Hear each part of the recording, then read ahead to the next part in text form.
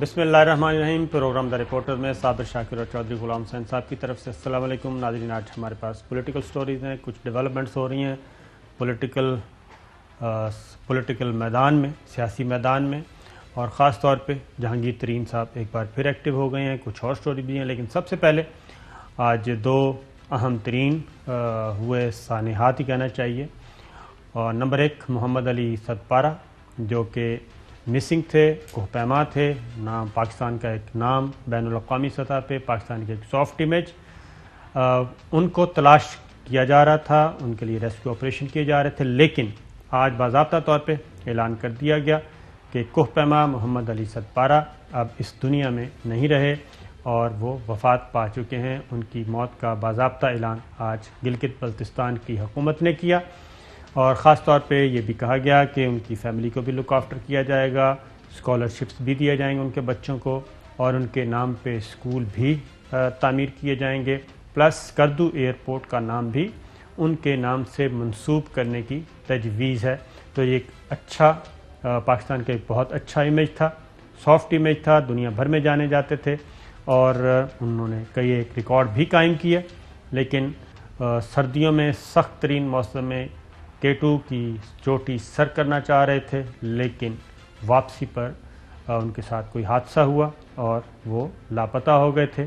और उनके साथ दो और भी गैर मुल्की कोहपैमा थे, उनकी भी मौत का बाज़ाब्ता तौर पे ऐलान कर दिया गया है। चौधरी साहब,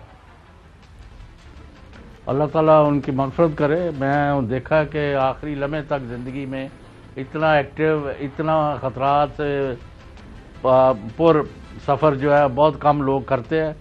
बर्फ़ों के तौदे और बर्फ़ानी हवाएं और पहाड़ी सफ़र और पता नहीं कितने हज़ार, और वहाँ से वो अपनी ट्विटर पर मैसेजेस भी करते जा रहे थे, आगे भी बढ़ते जाते थे, और अपने बेटे की भी बिल आखिर जिन्होंने रिकॉर्ड तो बना लिया, लेकिन at the cost of the death of his father.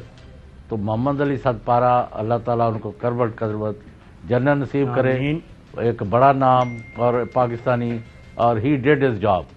हम उनको सलाम पेश करते हैं। बिल्कुल सही है सर, मेरी तरफ से भी सैल्यूट, और अल्लाह ताला उनकी मग़फ़िरत भी करे और उनके अहले खाना को सब्र जमील अता करे।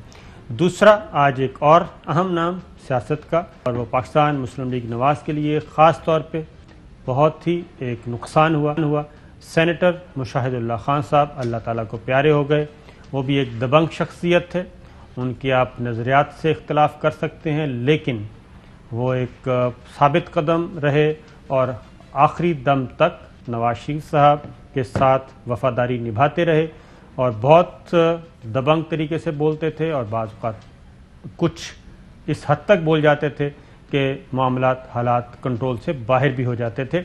तो मुशाहिदुल्लाह खान साहब भी अल्लाह को प्यारे हुए, अल्लाह ताला उनको जन्नतुल फिरदौस में जगह दे और उनकी फैमिली को भी सब्र जमील अता करे। चौधरी साहब, नहीं, बाल ठीक है, किसी भी पार्टी से ताल्लुक़ हो, पाकिस्तानी नुमाया नाम थे, अल्लाह ताला उनकी मग़फ़िरत करे, आमीन। बिल्कुल ठीक है सर, आगे बढ़ते हैं। चौधरी साहब, एक अहम तरीन जो डेवलपमेंट आज है वो है जहांगीर तरीन साहब। उन्हीं पे सब अपोजिशन का तकिया था, पाकिस्तान पीपल्स पार्टी का भी, मुस्लिम लीग नवाज़ का भी, और ये कहा जा रहा था कि उनके चूँकि इख्तलाफात हैं वज़ीर आज़म इमरान ख़ान से, ख़ास तौर पे शुगर स्कैंडल आने के बाद, और जो उनके लाइक माइंडेड हैं उनको अप्रोच किया जाए। और चूँकि जहांगीर तरीन साहब से इख्तलाफ हैं तो वो अरकान भी नाराज़ होंगे। लेकिन आज एक ज़बरदस्त यू टर्न हुआ, और वो हुआ कि जहांगीर तरीन साहब वापस मैदान सियासत में आ गए, और जिन को यूसुफ ज़ा गिलानी साहब और अपोजिशन राब्ते कर रही थी MPAs और MNAs से, उन्होंने जहांगीर तरीन साहब ने भी उनसे रब्ता किया। हफीज़ शेख साहब जो कि कौमी असम्बली में वफाक में PTI के सेनेट के उम्मीदवार हैं, उनके साथ भी टेलीफोनिक रब्ता हुआ, और जहांगीर तरीन साहब मुकम्मल तौर पर मुतहर्रिक हो गए हैं सेनेट के इंतखाबात के लिए। और उन्होंने कहा कि पाकिस्तान तहरीक इंसाफ मेरी जमात है, मैं अभी तक पाकिस्तान तहरीक इंसाफ का हिस्सा हूँ और रहूँगा, लिहाजा वो PTI के उम्मीदवारों के लिए कैंपेन भी करेंगे और मुलाकातें भी करेंगे। और उन्होंने राजा रियाज के साथ नवाब शेर से भी मुलाकात की है। तो अब वो मैदान में आ गए हैं, इस बारे में आप क्या कहेंगे? नहीं, वो पहले तो ये बात है कि जब सेनेट के लिए पीटीआई के उम्मीदवारों की फहरिस्त जो है उसको फाइनल किया जा रहा था, तो उसमें एक नुमाया नाम जहांगीर तरीन के साहबजादे अली तरीन, जिन्होंने एक बाय इलेक्शन में पीटीआई की तरफ से इलेक्शन भी लड़ा था, तो उनको पीटीआई टिकट देना चाहती थी सेनेट के लिए, उनको सेनेटर बनाना चाहते थे। लेकिन उनकी उम्र जो सेनेट के उम्मीदवार की कम से कम उम्र है 30 साल, उससे कम निकली, इसलिए वो प्रोग्राम बीच में रह गया। तो उससे भी नज़र आता है कि भाई वो जहांगीर तरीन का जो वावेला मचाया जा रहा है या शोरो होगा है कि जी वो ये कर देंगे वो कर देंगे, तो वो ऐसी बात नहीं थी। वो उनकी मर्जी से ही अली तरीन को टिकट देने का सोचा जा रहा था। अब वो बाकायदा बाहर निकल आए हैं और एक्टिव है पार्टी में, तो ये पीटीआई के लिए खुश आइंद खबर है। उनके पास वसाइल भी हैं और खर्च करने के लिए दिल भी है। बिल्कुल ठीक है। और दूसरी ये भी है कि एक इतला ये भी है कि वज़ीर आज़म इमरान खान के साथ भी राब्ते में आ चुके हैं जहांगीर तरीन साहब, और डायरेक्ट और इनडायरेक्ट ये पैगाम कन्वे कर दिया गया है कि जहांगीर तरीन पाकिस्तान तहरीक इंसाफ को इन इंतखाबात में सवाल ही पैदा होता कि कोई नुकसान पहुँचाएँ, और वह पाकिस्तान पीपल्स पार्टी, मुस्लिम लीग नवाज़ या किसी और अपोजिशन या किसी आज़ाद रुकन को सपोर्ट करें मुस्लिम लीग पीटीआई के मुकाबले में। तो लिहाजा ये अफवाहें भी आज दम तोड़ गई हैं, और हो सकता है आप किसी दिन देखें जहांगीर तरीन साहब और वज़ीर आज़म इमरान खान की मुलाकात हो रही है, और उसके बाद क्या मंजर होगा वो ख़ुद आप अंदाज़ा लगा लें जब मैदान सियासत सजेगा। अगली चॉइस साहब, पंजाब की पॉलिटिक्स कैसी जा रही है, ज़रा ये तो बताएं। किस हिसाब से? आपकी कोई मुलाकातें हुई हैं और पंजाब गवर्नमेंट कैसी जा रही है? पंजाब गवर्नमेंट अपने काम कर रही है। वो तो कहते हैं जितना हर ज़िले में हम काम कर रहे हैं, 136 या कितनी तहसीलें हैं और 36 ज़िले हैं। तो उस्मान बुज़दार साहब की पिछले दिनों सेहत भी ख़राब रही है, तो अब वो वापस उनकी सेहत बहाल हुई है। आज मेरी उनसे मुलाकात हुई है, तो उन्होंने एक बीड़ा उठाया कि जेलों में जो कैदी हैं उनका कोई पूछने वाला नहीं है। 100 साल पहले के जो जेल मैनुअल था आज भी वही है, तो उसको उन्होंने कहा इस्लाहत की जाए, और कैदियों को जो मतलब सज़ा जजा देना अदालतों का काम है, लेकिन उनको जिंदा दरगोर यानी उन्हें जिंदा ही दफन ना किया जाए, और उनको जो सहूलतें मिल सकती हैं आइन और कानून और मैनुअल के मुताबिक वो दी जाए। और उन्होंने कहा कि मैं इसका पीछा करूँगा। यानी शेखुपुरा हो, कई जगह गए, यानी किसी जेल में उन्होंने एक मसालन बात की उस्मान बुज़दार साहब ने कि पंजाब की किसी जेल में यानी बर्फ़ भी पड़ रही हो तो नहाने के लिए पानी गर्म करने का कोई बंदोबस्त नहीं है, बाकी चीज़ें क्या करनी है किसी ने। जब मैं कई दफ़ा जेलों में रह के आया हूँ जी, तो जिस तरह का खाना दिया जाता है, जिस तरह की सहूलियात दी जाती हैं, अल्लाह ताला वो किसी बदतरीन दुश्मन को भी ना दिखाए। तो अगर वो बुज़दार ये करना चाहते हैं और ये कॉस्मेटिक नहीं होना चाहिए, और जिस तरह वो पुरज़म थे और कहते मैंने कई जेलें विज़िट की हैं, तो अल्लाह करे बाकी चीज़ें करें, कर रहे हैं कि नहीं कर रहे, इसी में ही कामयाब हो जाए। बिल्कुल ठीक है जय साहब। एक और चीज़ भी कि आज पंजाब में अहम तरीन जो डेवलपमेंट हुई वो है कि 4 सेनेटर बिला मुकाबला मुंतखब हो गए, और ये एक खुशाइंद इत्तला है, और ख़ास तौर पे ऐसे माहौल में कि जब सुप्रीम कोर्ट में मुकदमा भी ज़ेर समात है, और आज मुस्लिम लीग नवाज़ के भी 2 सेनेटर बिला मुकाबला मुंतखब हुए, और 2 सेनेटर ही पाकिस्तान तहरीक इंसाफ के बिला मुकाबला मुंतखब हो गए। अली ज़फ़र, बैरिस्टर अली ज़फ़र पाकिस्तान तहरीक इंसाफ, और मुमताज़ कानूनदान आज़म नज़ीर तारड़ मुस्लिम लीग नवाज़। और ख़वातीन नशिस्तों पे ये दोनों टेक्नोक्रेट के पे थे, और ख़वातीन की नशिस्तों पे पाकिस्तान तहरीक इंसाफ की डॉक्टर ज़रका और मुस्लिम लीग नवाज़ की सादिया अब्बासी भी बैरिस्टर हैं, पेशे के एतबार से वकील हैं। तो ये 3 मुमताज़ कानूनदान जो हैं वो सेनेट में पहुंच गए हैं, और चूँकि 2-2 सीटें थीं और कोई तीसरा और कोई मज़ीद फालतू उम्मीदवार था नहीं, लिहाजा ये फ़ैसला हो गया। तो चाचा साहब, ये प्रैक्टिस जो है ये अगर फेयरली चला जाए तो ये प्रैक्टिस बाकी सीटों पे भी हो सकती है और बाकी सूबों में भी हो सकती है, मरकज़ में भी हो सकती है। इस हवाले से वफाकी वजीर, अभी मैंने उनका नाम नहीं लिया, उनसे नहीं पूछा था कि नाम ले लूँ, उनका ख्याल है कि सूबा पंजाब की 7 या जितनी सीटें हैं, या 12 है कि 11 सीटें हैं, उनके ऊपर तमाम की तमाम सीटें जो हैं यानी वही प्रोपोर्शनेट जितनी जिस पार्टी की बनती हैं उस फार्मूले के तहत जो हमने तफसील में डिस्कस किया हुआ है, तो उसके तहत सारे ही इलेक्शन जो है पंजाब असम्बली की हद तक बिला मुकाबला डिक्लेयर हो सकते हैं। ये तो आप ऐसी खबर सुना रहे हैं कि अगर ये सारा हो सकता है, अगर ये हो गया तो इसका मतलब है पाकिस्तान मुस्लिम लीग नवाज, पाकिस्तान तहरीक इंसाफ, पाकिस्तान मुस्लिम लीग काफ के साथ पाकिस्तान मुस्लिम लीग नवाज, ये तीनों और फिर पाकिस्तान पीपल्स पार्टी, ख़ास तौर पे ये सब जमातें ऑन बोर्ड हैं और इसका मतलब है कि आपस में राब्ते में भी हैं, वर्किंग रिलेशनशिप भी कायम हो गई। ये हो जाता है तो ये तो बहुत ही अच्छी प्रैक्टिस होगी। जो सुप्रीम कोर्ट में मामला चल रहा है वो यही है कि करप्ट प्रैक्टिसेस को रोका जाए, करप्शन को रोका जाए और जो जिसका तनासुब है उसके अकॉर्डिंगली मिला जाए। साबर शाकिर साहब, वो पंजाब का एक और मामला भी है ना, यहाँ एक सेनेटर बनने के लिए 45 के लगभग वोट चाहिए। बिल्कुल ठीक है, पर पर्सन। सही। अब आप जब तक अच्छा जी 45-48 48, हाँ जी, इसी के बिटवीन है जो भी। हाँ जी हाँ। तो वो अगर तो नून लीग जो है उनके 2-3 बंदे जो जीत रहे हैं, 3 तो उनके जीत रहे हैं जी अपनी स्ट्रेंथ पर। अगर अब वो कहते हैं जी एक हम पीटीआई की तोड़े सीट, तो उनको 40-50 पीटीआई के मेंबर तोड़ने पड़ेंगे, वरना 2-4, 10-15 जो है वो तोड़ भी लिए तो उसका फायदा नहीं है।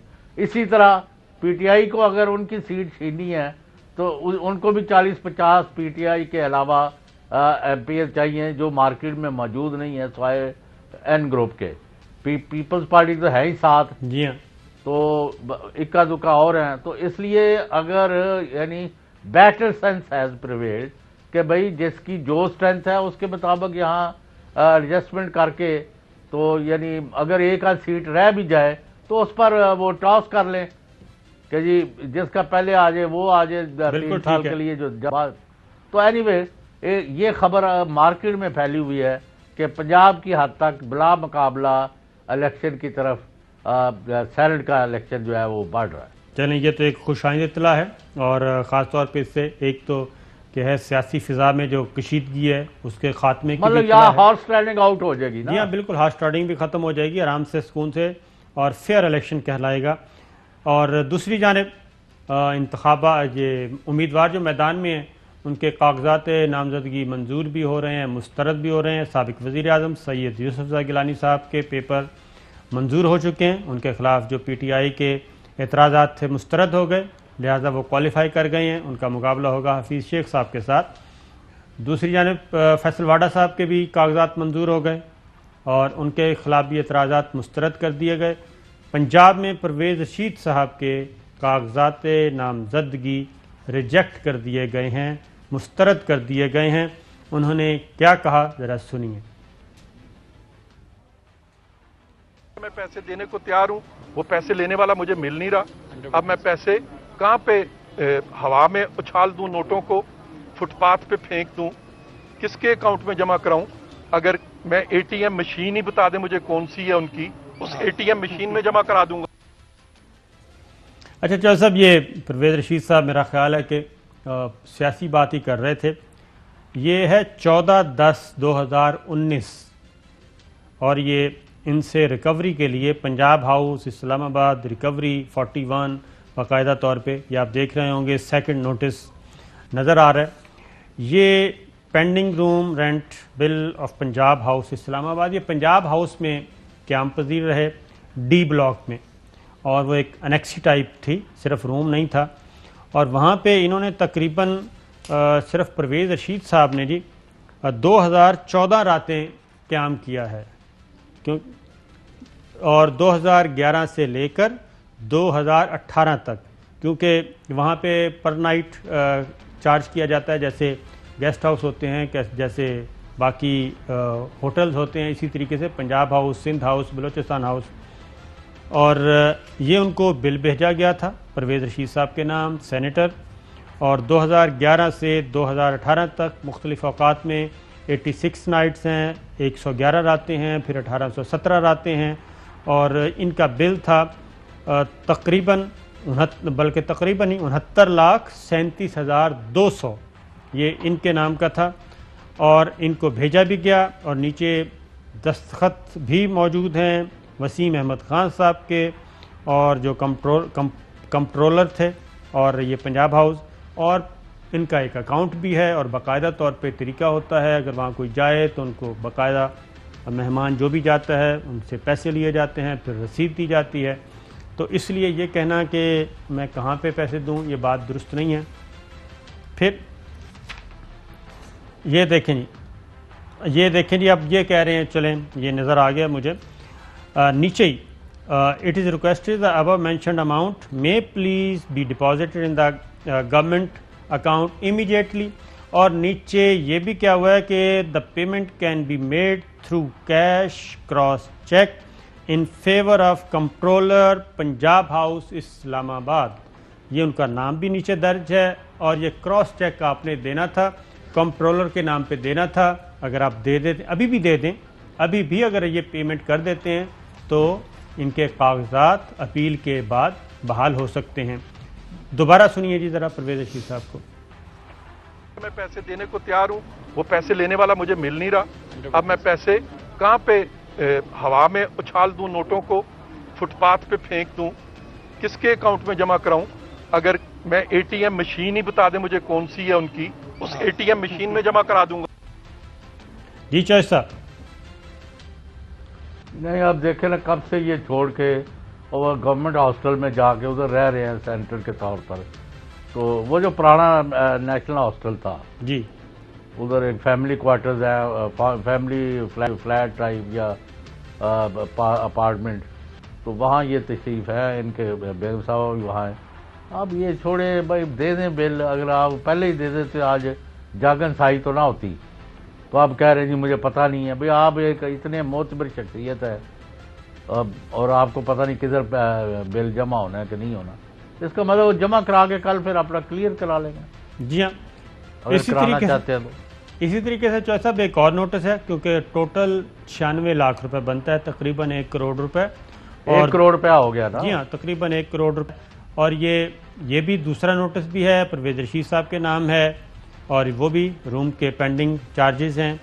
ये है कि रिकॉर्ड के मुताबिक वो बता रहे हैं कि आपकी बेटी जो हैं उन्होंने पंजाब हाउस में स्टे किया था, और D5 ये रूम नंबर है, परवेज़ रशीद साहब का था D2 यानी कि D ब्लॉक का 2 नंबर कमरा, और ये था 5 नंबर कमरा, और उसमें भी 759 नंबर ऑफ़ डेज़ बनते हैं, 3500 रुपये पर नाइट चार्ज है, और 26,56,500 का ये बिल है दूसरा।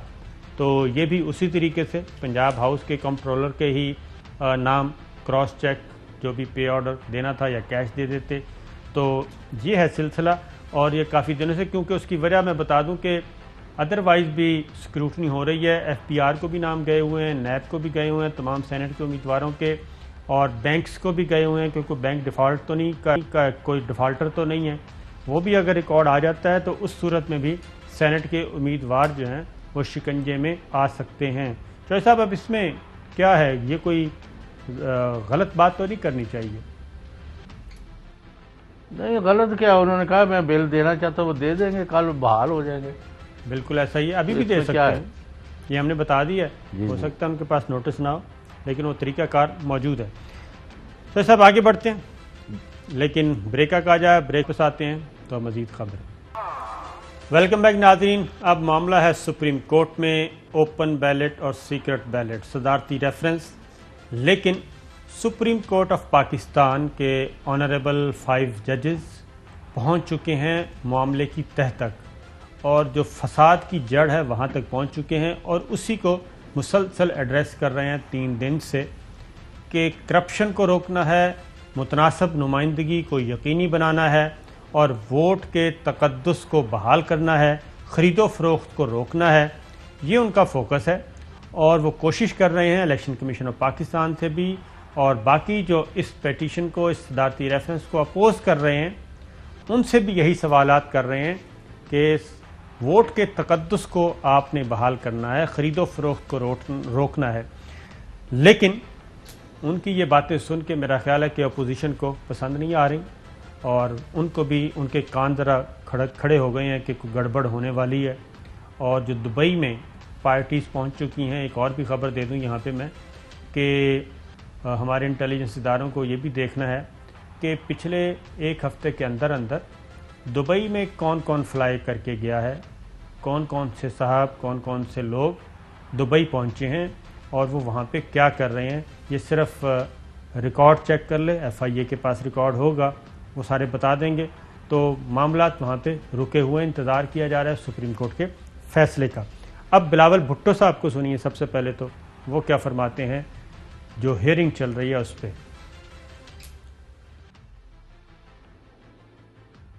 क्या किसी ने सुओ मोटो नोटिस लिया था जब 2018 का इलेक्शन में तारीख का बदतरीन धांधली हो रहा था, एक सिलेक्टेड उम्मीदवार के लिए ये सब कुछ किया जा रहा है, तब किसी को अंदाजा नहीं हुआ कि धांधली हो रहा है।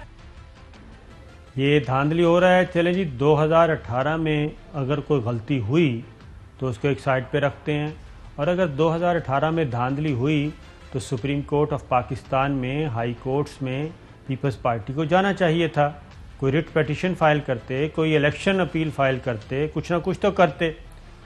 अब 2017-18 में इसके ऑपोजिट सुनवाते हैं कि दावे क्या थे, फिर हम बताते हैं कि आज सुप्रीम कोर्ट क्या कर रही है।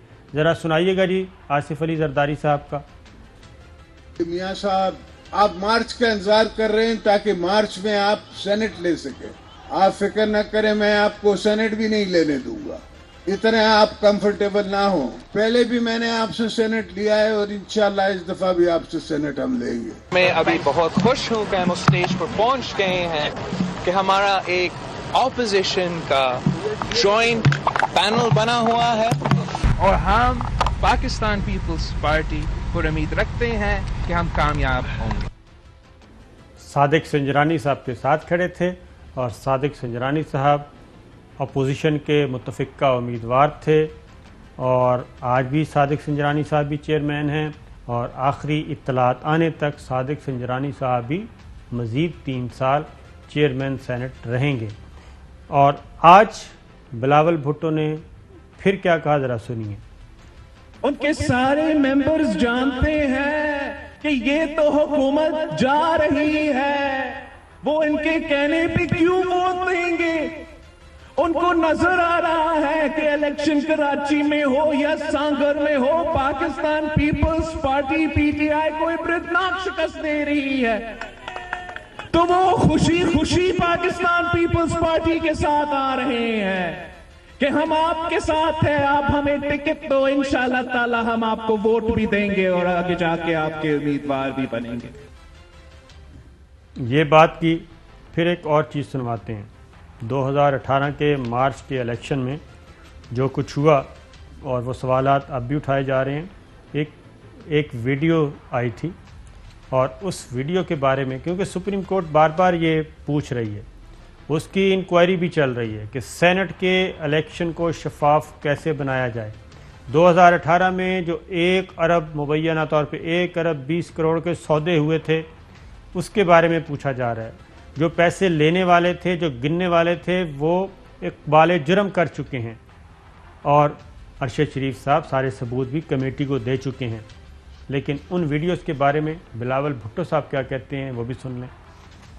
फोटोशॉप वीडियोस आ जाता है मीडिया में और मेरा समझ से बाहर है कि उन वीडियोस में क्या दिखा जा रहा है कि PTI का पैसा PTI को उम्मीदवारों को दिया जा रहा, PTI के रहनुमा को दिया जा रहा है ताकि वो PTI के उम्मीदवारों को वोट दो, और वो किसी तरीके से अपोजिशन पर इल्जाम बनता है। ये सब कुछ साजिश है, जमहूरियत के खिलाफ भी साजिश है, सेनेट के इंतखाबात के खिलाफ भी साजिश है।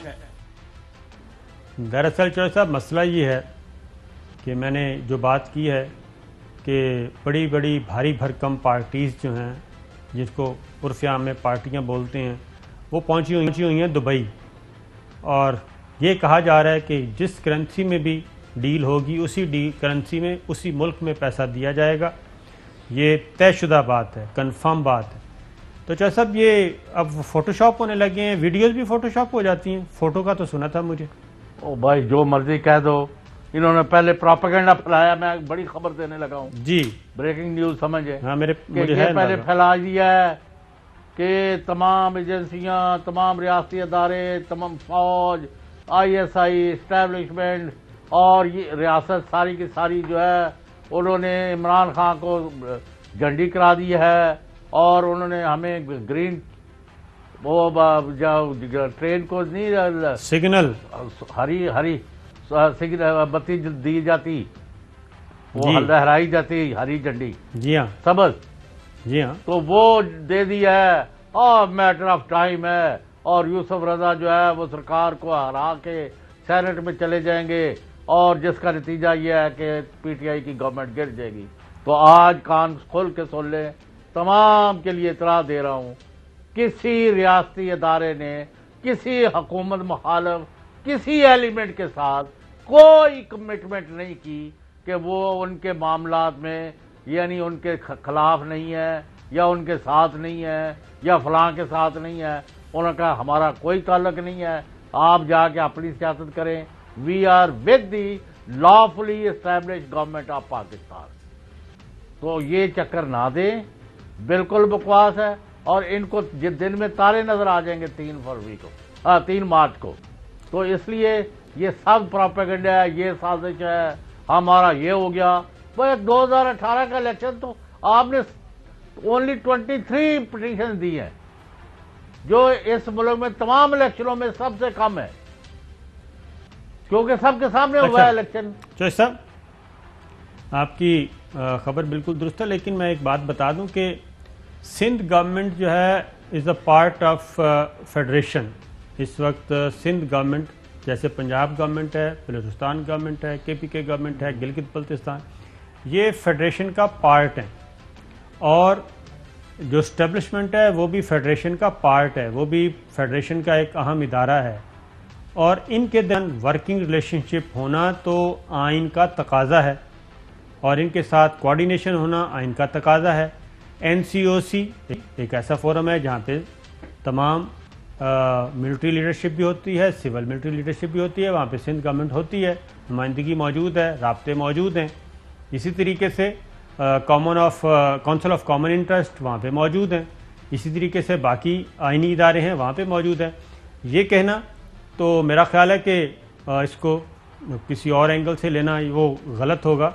लेकिन Pakistan people's party Sindh government होने की वजह से वो पार्ट ऑफ सिस्टम है, वो स्टेट अफेयर्स का हिस्सा है, जो कि नवाज लीग को ये दर्जा हासिल नहीं है, ये शरीफ फैमिली को। तो इसलिए उनको भी इन राब्तों को भी ट्विस्ट नहीं करना चाहिए। तो बाकी वापस आते हैं बिलावल भुट्टो की तरफ, कि वो कहते हैं कि ये जो वीडियोस दिखाई जा रही हैं ये जाली हैं, फोटोशॉप हैं, साजिश है। लेकिन अब्दुल्ला मायार को सुनवाएं जी। अब्दुल्ला साहब अस्सलाम वालेकुम। ये वीडियो तो देखी होगी आपने? बिल्कुल देखी जी। हाँ, माशाल्लाह काफी सारी दथियां पड़ी हुई है सामने। बस 1 करोड़ रुपए है सर। फोटोशॉप नहीं है, 1 करोड़ रुपया है, आप वो बता रहे हैं। उसके बाद बहरामंद तंगी, पीपल्स पार्टी के अलावा किन साथियों ने वोट दिया है? जिन साथियों ने आपने नाम बताया। तो ऐसा नहीं होता है कि आप अपना कैंपेन करते हैं, वहाँ तो बैलेट जो सीक्रेट बैलेट होता है, यही तो डेमोक्रेटिक प्रोसेस होता है कि वो अपनी जमीर के मुताबिक आपको वोट देते हैं। ज़मीर के मुताबिक वोट देते हैं, और ज़मीर के साथ आपको पता है जी ज़मीर कब जागता है और ज़मीर कब सोता है, ये सारी चीज़ें वीडियोस में नज़र आ रही हैं।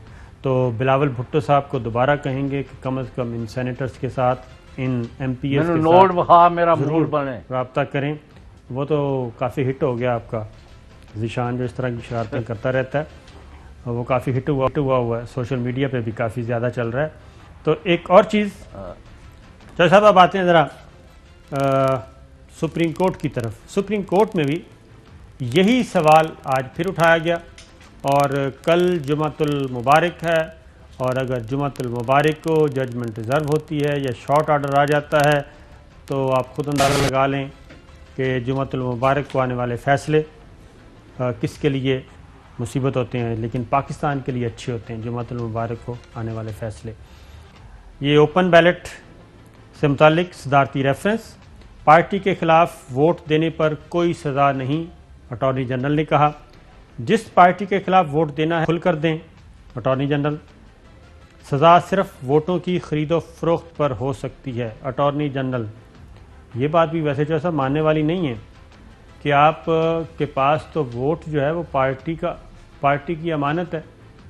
तो जब आप इस्तीफ़े देते हैं पार्टी टिकट पे कामयाब होने वाले, तो फिर तो आपको अपनी पार्टी हेड को इस्तीफ़े इसलिए भिजवाते हैं ना कि ये सीट आपकी अमानत है, तो ये वोट भी उसकी अमानत है। तो खरीदो फरोख्त पर कितने लोगों को सजा हुई है? कोई भी सजा नहीं हुई। पार्टी आर्गूमेंट है। जी हाँ, ये अटॉर्नी जनरल साहब ने पता नहीं क्या किया कि सजा सिर्फ वोटों की खरीदो फरोख्त होती है। पता है साबर शाकर साहब, हाँ जी, जब भी कोई उम्मीदवार किसी सूबाई असम्बली या कौमी असम्बली या सेनेट में दूसरे के हक में दस्तबरदार होता है, कोई जी अब तक मैंने साबर शाकर साहब से 2 करोड़ लिया है, गुलाम सैन से 50 लाख लिया है, जीशान से 73 लाख लिया है, और सैरज से 500 लाख लिया है, वगैरह वगैरह, तो वो जो मेरा इतना खर्चा हो गया मुझे वो दे। वो क्या है? वो बेबेदा जहेज है। सब पूरे का पूरा सिस्टम जो है बिठाया हुआ है आपने। अब चौधरी साहब, chief justice of Pakistan justice Gulzar Ahmed साहब ने एक अहम तरीन सवाल उठाया है कि आइन आर्टिकल 59 में खुफिया वोटिंग का कोई जिक्र नहीं है। आइन का आर्टिकल 59 सेनेट के हवाले से है। चीफ जस्टिस ऑफ पाकिस्तान, क्या ये कहना दुरुस्त होगा वोट हमेशा के लिए खुफिया नहीं रह सकता? आज फिर पूछा जस्टिस उमरता बंदयाल साहब ने। आर्टिकल 59 और 226 को मिलाकर पढ़ना होगा। जस्टिस एजाजुल एहसन, खुफिया रायशुमारी में मुतनासिब नुमाइंदगी ना हुई तो आइनी खिलाफ वर्जी होगी। ये एक अहम तरीन रिमार्क्स आज आए हैं, ऑब्जर्वेशंस आई हैं चीफ जस्टिस ऑफ पाकिस्तान की तरफ से और जस्टिस एजाजुल एहसन साहब की तरफ से, जस्टिस उमरता बंदयाल साहब की तरफ से। दोबारा सुनाता हूँ, फिर वो बिलावल भुट्टो और मरियम सफदर साहब के और खुर्रम दस्तगीर साहब के सारे शॉर्ट्स भी ज़रा ज़हन में रखिएगा कि इनको मसला क्या है, क्यों ये ज़रा थोड़े से एक्टिव हुए हैं। आइन का आर्टिकल 59 खुफिया वोटिंग का कोई जिक्र नहीं, चीफ जस्टिस ऑफ पाकिस्तान। आइन का आर्टिकल 59 सेनेट के हवाले से है, चीफ जस्टिस ऑफ पाकिस्तान। क्या ये कहना दुरुस्त होगा कि वोट हमेशा के लिए खुफिया नहीं रह सकता? जस्टिस उमरता बंदयाल, आर्टिकल 59 और 226 को मिलाकर पढ़ना होगा। जस्टिस एजाजुल एहसन, खुफिया रायशुमारी में मुतनासिब नुमाइंदगी ना हुई तो आइनी खिलाफ वर्जी होगी। जस्टिस एजाजुल एहसन, रेफरेंस में उठाया गया सवाल ही गैर मुनासिब है। अब ये advocate general Sindh Pakistan people's party की नुमाइंदगी कर रहे थे, सिंध हुकूमत की नुमाइंदगी कर रहे थे। वो कहते हैं कि रेफरेंस में उठाया गया सवाल ही नामुनासिब है। एडवोकेट जनरल सिंध ने कहा कि हॉर्स ट्रेडिंग का सबने सुना, किसी के पास शवाहद नहीं है। ये जो वीडियोस चल रही हैं एडवोकेट जनरल साहब, ये कौन से शवाहद हैं? ये कोई इंडिया की तस्वीरें, इंडिया की वीडियोस तो नहीं हैं, ये पाकिस्तान में लेन देन हुआ है। अखबारी खबरों वीडियोस तक ही हॉर्स ट्रेडिंग होती है। एडवोकेट जनरल सिंध, तो ये जो वीडियोस में इकरार किया जा रहा है ये भेड़ बकरियों की कोई नीलामी हो रही थी जो 1 अरब 20 करोड़ के। अब आगे चीफ जस्टिस साहब जी एडवोकेट जनरल साहब सिंध से उन्होंने सवालात उठाए। आप तो कह रहे हैं हॉर्स ट्रेडिंग होती ही नहीं। चीफ जस्टिस ऑफ पाकिस्तान, पार्लियामान में करारदादें मंजूर होती रहीं कि हॉर्स ट्रेडिंग ख़त्म होनी चाहिए। Chief justice of Pakistan, attorney general ने करारदादें भी अदालत को दे दी हैं। Chief justice of Pakistan, Noon league और पीपल्स पार्टी ने मिसाक जमहूरियत में हॉर्स ट्रेडिंग को तस्लीम किया। चीफ जस्टिस ऑफ पाकिस्तान, अफसोस पीपल्स पार्टी और नून लीग अपने ही मुआहदे से फिर गईं। चीफ जस्टिस ऑफ पाकिस्तान, ये जज साहब ये बातें आप हुई हैं। एक एलिमेंट और है, वो जो 2 to 6 है वो इलेक्शंस अंडर द कॉन्स्टिट्यूशन है, वो होते हैं डायरेक्ट जी, यानी बराह रास्त जहां वोटर जो है वो वोट देते हैं और मेंबर मुंतखब होते हैं कौमी असम्बली के और सूबाई असम्बली के। सेनेट का इलेक्शन जो है वो इनडायरेक्ट है कि वो सूबाई असम्बलियाँ और इस्लामाबाद की सूरत में कौमी असम्बली जो कि इनडायरेक्टली, जो कि पहले इलेक्ट हुए डायरेक्टली, तो अब इनडायरेक्टली सेनेटर्स को इलेक्ट कर रहे हैं। तो लिहाजा वो दैट 226 जो है उसको कवर ही नहीं करता जी। ये 59 जो है वो वहाँ तकसीम के जरिए हो सकता है, वो यानी शो ऑफ हैंड के जरिए, वो कोई भी तरीकाकार इख्तियार किया जाता है। वो 226 को यानी वो उसको इस इलेक्शन को भी यानी कवर नहीं करता, इसको और उसकी प्रोविजन इसको अट्रैक्ट नहीं कर रही। बिल्कुल बहुत बड़ा एक वहाँ वैक्यूम छोड़ दिया गया है। This can be proportionate, it can be show of hand, it can be by division, anything to anything. इसका मतलब है कि अगर ये वैक्यूम है, खला छोड़ा गया है, सुकुम है, तो इसका मतलब है फिर ये दानिस्ता छोड़ा गया है ताकि ये एक दरवाज़ा खुला रहे। और 18वीं तरमीम में लोच तैयार है। हाँ, 18वीं तरमीम में भी इसको नहीं छेड़ा गया, जबकि 18वीं तरमीम में कोई मेरा ख्याल है कि आधे से ज़्यादा आइन ही तब्दील कर दिया। एक ब्रेक पे जाते हैं जी, ब्रेक से वापस आते हैं और अहम खबरें। वेलकम बैक नाज़रीन। अब ज़रा समात को मज़ीद आगे बढ़ाते हैं क्योंकि आज बहुत ही इम्पोर्टेंट सवालात हुए। और एडवोकेट जनरल सिंध को जब चीफ जस्टिस ऑफ पाकिस्तान ने कहा कि आपको बतौर नुमाइंदा सिंध हुकूमत नहीं सुन रहे, आपको बतौर नुमाइंदा सिंध हुकूमत सुन रहे हैं, पीपल्स पार्टी के वकील के तौर पर नहीं। चीफ जस्टिस ऑफ पाकिस्तान, क्या कभी सेनेट का इलेक्शन चैलेंज हुआ? चीफ जस्टिस ऑफ पाकिस्तान ने पूछा। और अदालत को सियासी सवालात से दूर रहना चाहिए, क्योंकि इससे पहले चीफ जस्टिस ऑफ पाकिस्तान ने एक और बात भी पूछी थी, और वो ये थी कि नून लीग और पीपल्स पार्टी ने मिसाक जमहूरियत में हार्स ट्रेडिंग को तस्लीम किया है। अफसोस पीपल्स पार्टी और नून लीग अपने ही मुआहदे से फिर गईं। इसके जवाब में एडवोकेट जनरल सिंध कह रहे हैं कि अदालत को सियासी सवालात से दूर रहना चाहिए। चीफ जस्टिस ऑफ पाकिस्तान ने कहा, आइन बजाते खुद एक सियासी दस्तावेज़ है। आइनी तशरीह करते वक्त अदालत सियासी काम ही कर रही होती है। जो साहब यहाँ पे ज़रा एक रुकते हैं। ये सियासत को तो सियासतदानों ने हमारे यहाँ गाली बनाया है, अदरवाइज़ तो सियासत किसे कहते हैं, पॉलिटिक्स किसे कहते हैं? क्योंकि मैं पॉलिटिकल साइंस का स्टूडेंट रहा हूँ पंजाब यूनिवर्सिटी में, और ग्रेजुएशन में भी मेरा यही सब्जेक्ट था। तो बात है कि पॉलिटिक्स तो होती ही रियासती अमूर चलाने का नाम है पॉलिटिक्स। तो ये कैसे इसको सियासत सिर्फ माल बनाने का नाम इन्होंने दे दिया है, और इसलिए कह रहे हैं कि अदालत इन मामलात में ना आए। ओ भाई, इसीलिए तो ये चाहते हैं ये लकूना रखना। शो ऑफ हैंड से तो सारी बात क्लियर होगी, कोई पैसे नहीं पकड़ सकता। यानी एक तो बड़ा प्लस उसमें पैदा हो जाता है कि जिसने जिसको वोट दिया वो सामने नजर आ रहा है, वो तो खुफिया रह ही नहीं सकता। वो सौदेबाजी या दलाली या हॉर्स ट्रेडिंग या what ever name you may give, बिल्कुल ऐसा ही है, वो तो खत्म हो जाता है एलिमेंट। आगे वही बातें मैं जल्दी क्योंकि बहुत इंपॉर्टेंट हैं, वक्त ना ख़त्म हो जाए।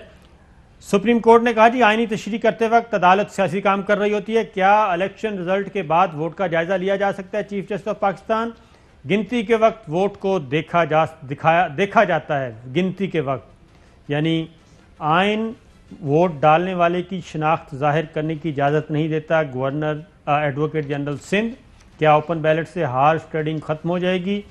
Advocate general Sindh, open ballot से हार्स ट्रेडिंग खत्म होगी या नहीं, कुछ नहीं कह सकते। चीफ जस्टिस ऑफ पाकिस्तान, क्या वोटर की शिनाख्त जाहिर होना करप्शन का सबूत है? एडवोकेट जनरल सिंध, और बादियुन नज़र में कोई सबूत हो तो वोट का जायज़ा लेने का इख्तियार होना चाहिए। जस्टिस उमर अता बंदियाल, वोट का जायज़ा लिए बगैर जुर्म कैसे साबित होगा?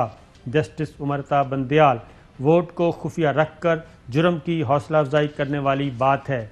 पार्टी लाइन के खिलाफ वोट सामने आने पर इलेक्शन कमीशन तहकीकात कर सकेगा। पैसे का लेन देन ना हो तो बात ही ख़त्म हो जाएगी। इंतखाबी अमल में करप्शन इस्तिस्ना नहीं मिलता। पैसा चलने के शवाहद सामने आए तो इलेक्शन कार्रवाई करेगा। इलेक्शन कमीशन के पास बैलेट पेपर से अच्छा कोई सबूत नहीं हो सकता। जस्टिस उमरता बंदयाल, सबसे पक्का सबूत ही इलेक्शन कमीशन के पास ना हो तो कार्रवाई कैसे होगी। तो ये अहम तरीन सवालात उठाए गए जिसका एजी सिंध के पास कोई जवाब नहीं था और लग ये रहा था कि एजी सिंध जो हैं वो पाकिस्तान पीपल्स पार्टी की नुमाइंदगी कर रहे हैं और हर सूरत में इस बुराई को का तहफ़्फ़ुज़ करने के लिए वो आज आए थे। तो कल फिर हेयरिंग होगी, 1 घंटे की हेयरिंग होगी, जुमातुल मुबारक है। देखते हैं कि क्या होता है। प्रोग्राम का वक्त खत्म हुआ, इजाज़त दीजिए, अल्लाह हाफिज़। Fly with PIA and save gold. Register now. Scan QR code and register yourself to get gold and loyalty benefits. Powered by ARY Sahulat Wallet.